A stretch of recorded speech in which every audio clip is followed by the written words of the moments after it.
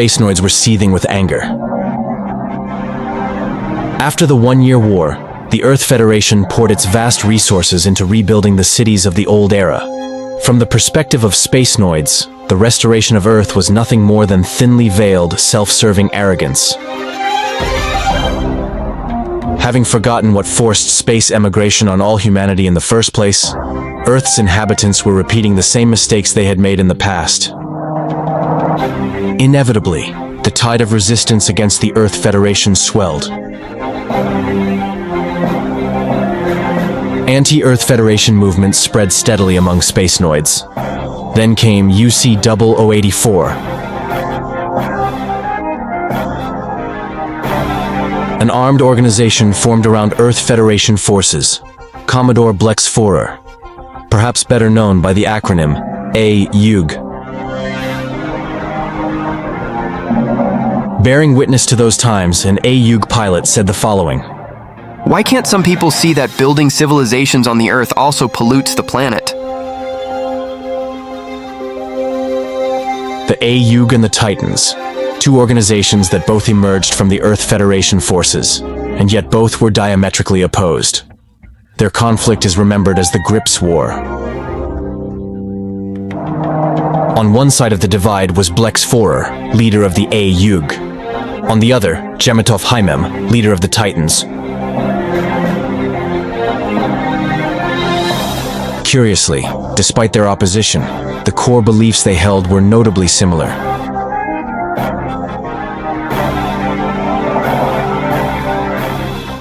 Namely, the preservation of the Earth.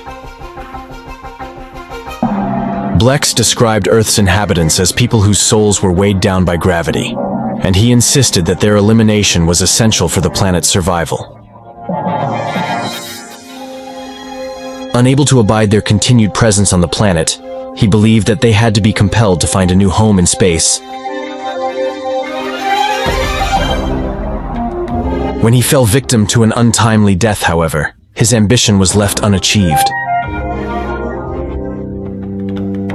Still, those who continued endeavor in his place went on to leave a profound mark on the Earth sphere. A closer analysis of those events requires a retrospective examination of the legacy which Blex left behind.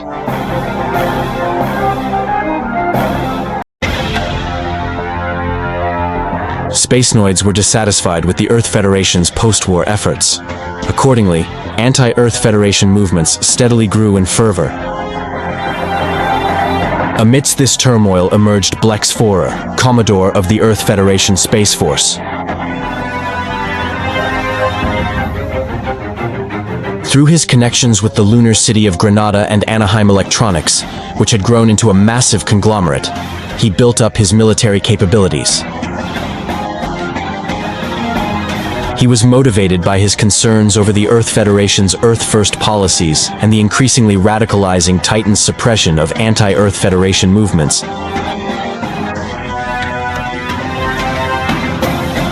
In the end, his deepest fears were borne out horrifically.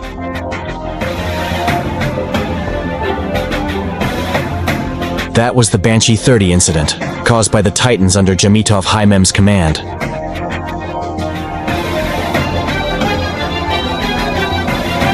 Despite claiming the lives of some 15 million people, this atrocious massacre was initially concealed not only from the public, but also from the ranks of the Titans themselves. Exposing the tyranny of the Titans, and by association, the Earth Federation forces, would inevitably weaken the Earth Federation's grip on space.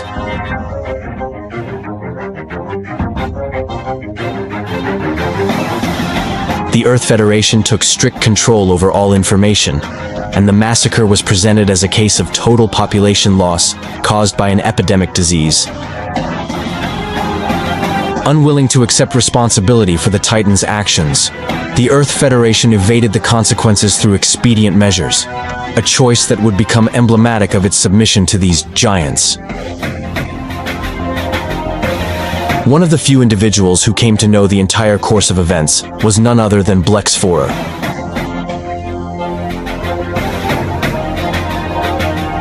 The depth of his anger and disappointment can be gleaned from the words of one of his closest associates.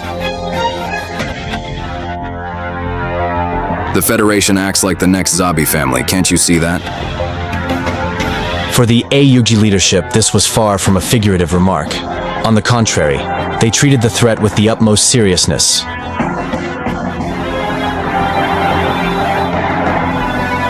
Thus, the Aeug rose up in armed revolt, driven by a single conviction: someone must put an end to the Titans.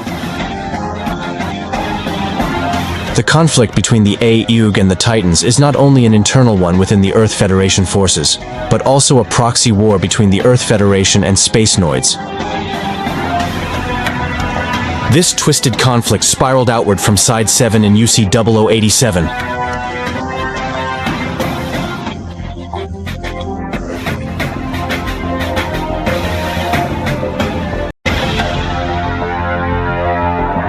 Dakar, situated at the westernmost edge of Africa, stood on the front lines of the desertification that had continued unabated since the Old Era.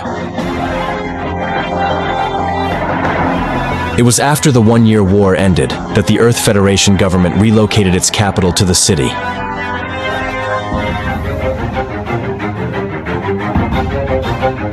Why would it choose to place its new capital in such a harsh environment, where the desert itself was encroaching? Some believe it was a symbolic declaration that the mission to restore the natural environment through space emigration had not been forgotten.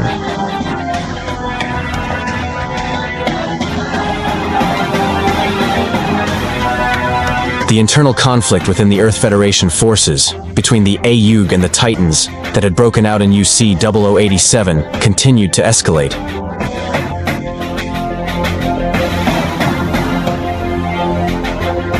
What began with the Banchi 30 incident was followed by the nuclear explosion at the former Earth Federation Forces headquarters in Jaburo, and the indiscriminate attack on Hong Kong City. Nuclear contamination spread, particularly across South America, and indiscriminate attacks in urban areas led to many deaths, missing persons, and dramatic economic losses.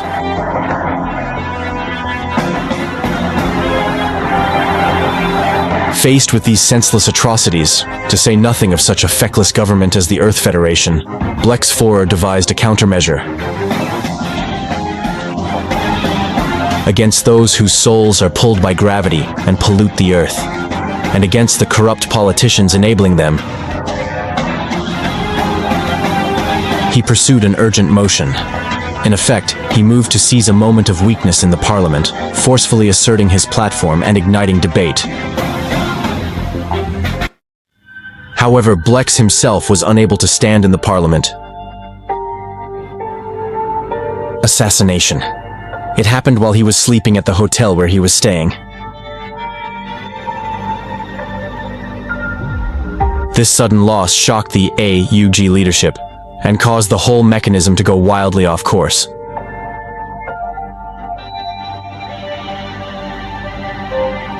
Aeug was forced to endure a political vacuum, repeatedly suffering at the hands of the Titans, yet continuing its resistance.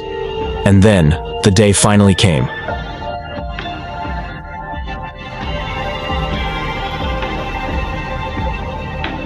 Before he drew his last breath, Blex had left his dying wish with a close associate who was also a leading figure in the Aeug, Lieutenant Quattro Bagina.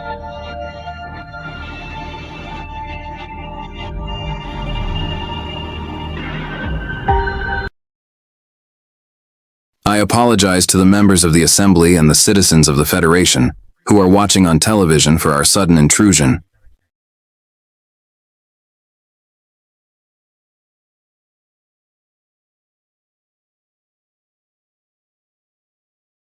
I am Lieutenant Quattro Bagina of the A-Yug.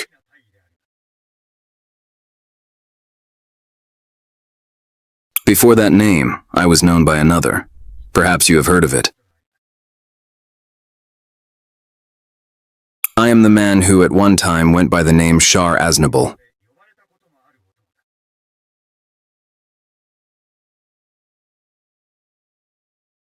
Here and now, I speak to you as someone who has inherited the will of Zeon.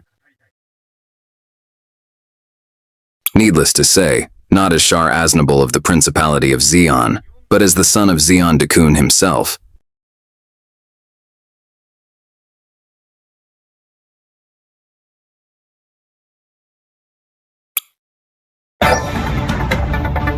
Special stages, the Changemakers. Stage 4. Blex 4, a Supremacist's Perjury.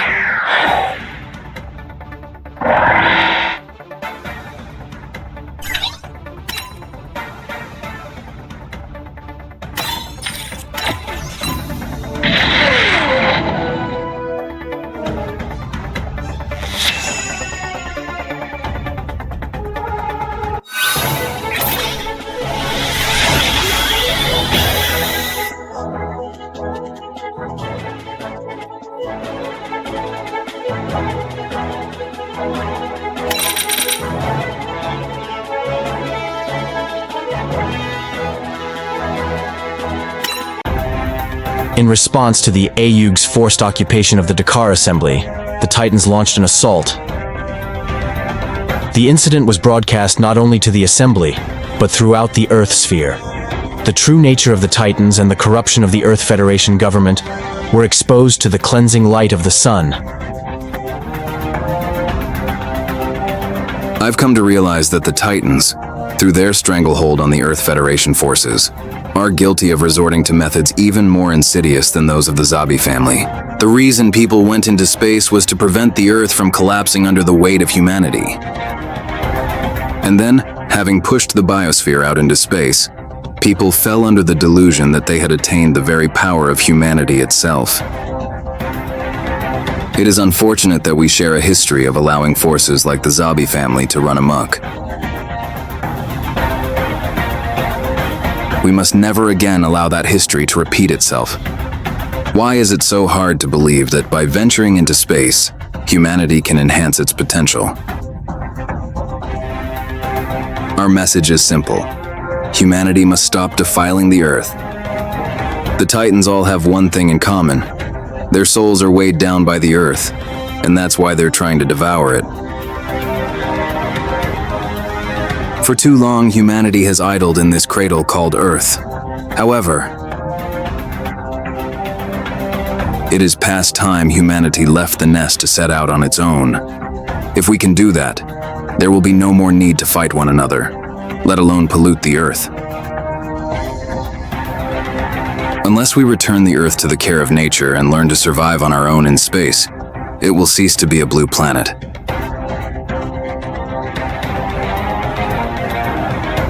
Even Dakar itself is about to be swallowed whole by the desert. That is how weary the Earth has become. Now everyone wishes to preserve this beautiful planet. And if so, one has an excuse to cling to the Earth like a parasite out of selfish desire.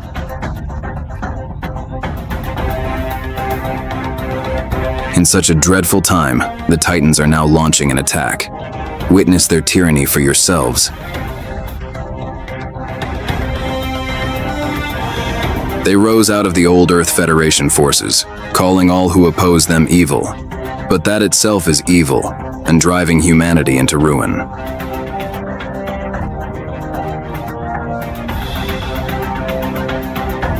I'm certain that those watching on television understand. This is how the Titans operate. It was wrong of us to seize this assembly by force, but the Titans would destroy it, even while many of their own supporters sit within.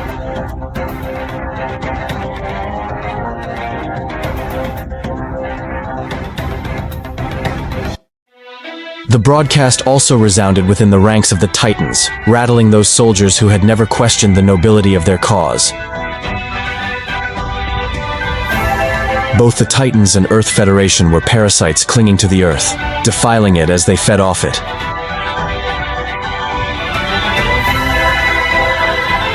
What might the late Blex have made of this speech?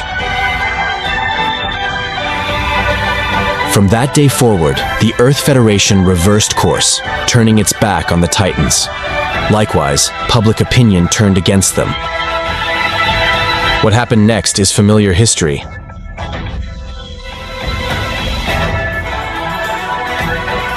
Jamitov's designs to cripple Earth's economy ended in failure, and Blex's fervent wish for humanity to complete its emigration into space also remained unfulfilled. The war began as an internal conflict within the Earth Federation forces between Blex Forer and Jamitov Haimem.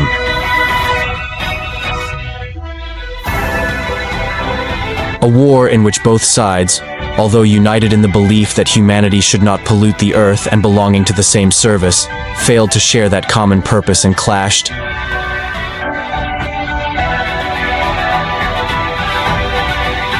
The ones who need to be destroyed are those whose souls are weighed down by Earth. But letting so many people die for that is wrong. Ultimately, the cries of this pilot who fought in the Grips War echoed in vain.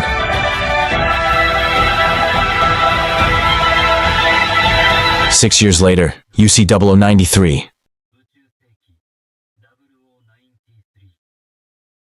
The principality of Zeon's famed hero of the 1-year war, the Red Comet, took the stage of history once more.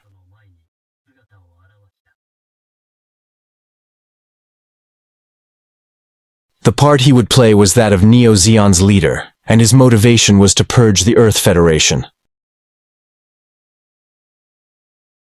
To be continued in Part 5, Shar Aznable, The Wages of Sin.